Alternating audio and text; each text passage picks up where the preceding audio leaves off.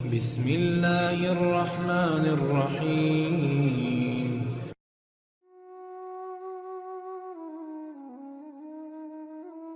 سعودی عرب کے شہر بریدہ میں پیش آنے والا ایک سچا واقعہ ایک سعودی تاجر کا بیان ہے۔ میں اور میرا دوست سعود شہر بریدہ میں تجارت کرتے تھے۔ ایک دن میں جمعے کی نماز کے لیے بریدہ کی مسجد الکبیر میں گیا۔ نماز جمعہ کے بعد جنازے کا اعلان ہوا۔ جنازہ ادا کی گئی۔ لوگوں نے ایک دوسرے سے پوچھنا شروع کر دیا، یہ جنازہ کس کا ہے؟ پتہ چلا کہ یہ جنازہ میرے ہی دوست سعود کا ہے، جو گزشتہ رات دل کا دورہ پڑنے سے انتقال کر گیا تھا۔ مجھے سن کر انتہائی صدمہ پہنچا۔ یہ 1994 کی بات ہے۔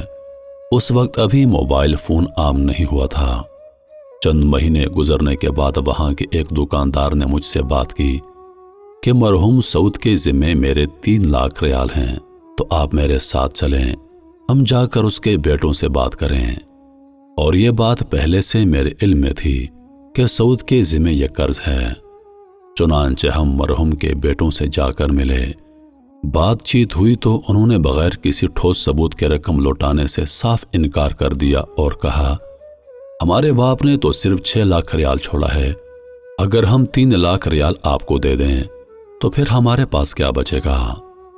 اس دور میں بہت سا لین دین باہم اعتمادی بھی ہوتا تھا۔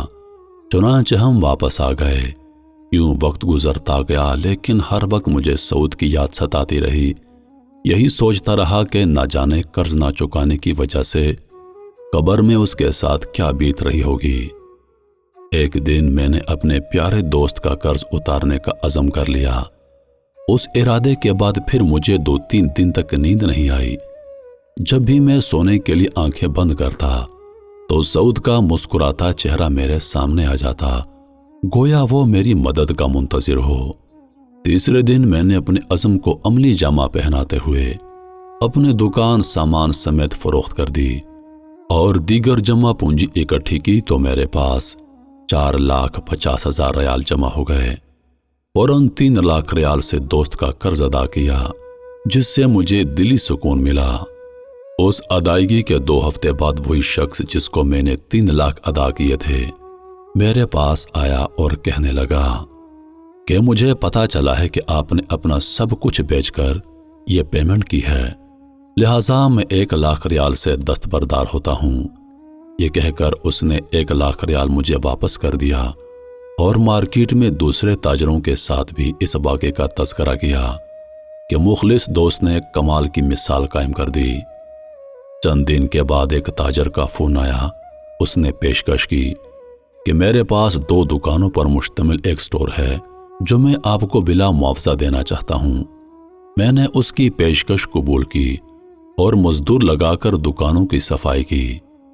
اسی دوران سامان سے لدا ہوا ایک بڑا ٹرک دکان کے سامنے آ کر رکا، جس میں سے ایک نوجوان نیچے اترا سلام کہنے کے بعد کہ میں فلاں تاجر کا بیٹا ہوں اور یہ سامان میرے ابا جان نے بھیجا ہے اور کہا ہے کہ آپ سامان بیچ کر اس کی آدھی قیمت لوٹا دینا اور باقی آدھا مال ہماری طرف سے تحفہ ہے، اور آئندہ جتنے مال کی ضرورت ہو ہم سے ادھار لے کر فروخت کر کے پیمنٹ کر دیا کریں۔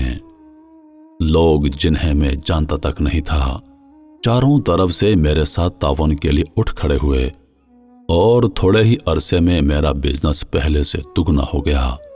المختصر 2014 کے رمضان میں میں نے 3 ملین ریال اپنے مال کی زکوٰۃ ادا کی۔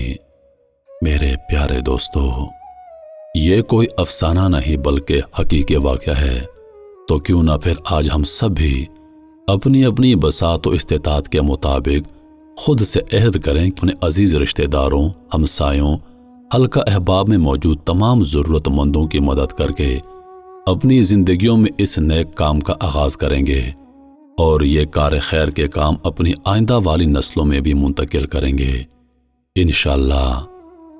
یہ ضروری نہیں کہ ہم کسی کی مدد کرنے کے لیے ہزاروں لاکھوں خرچ کریں، بلکہ ہمارے پاس اگر 10، 50 یا 100 روپے کی گنجائش ہے تو ہمیں یہ نیک عمل اسی رقم سے ادا کرنا چاہیے۔ جب تک بندہ اپنے بھائی کی مدد میں رہتا ہے اللہ تعالیٰ بھی اس کی مدد کرتا رہتا ہے۔ تو آئیے اپنے رب کائنات کی کھول کر مدد مانگتے ہیں اور آج سے اس کام کا آغاز کرتے ہیں۔ اللہ پاک ہم سب کو سمجھنے اور نیک اعمال کرنے کی توفیق عطا فرمائے۔ آمین یا رب العالمین۔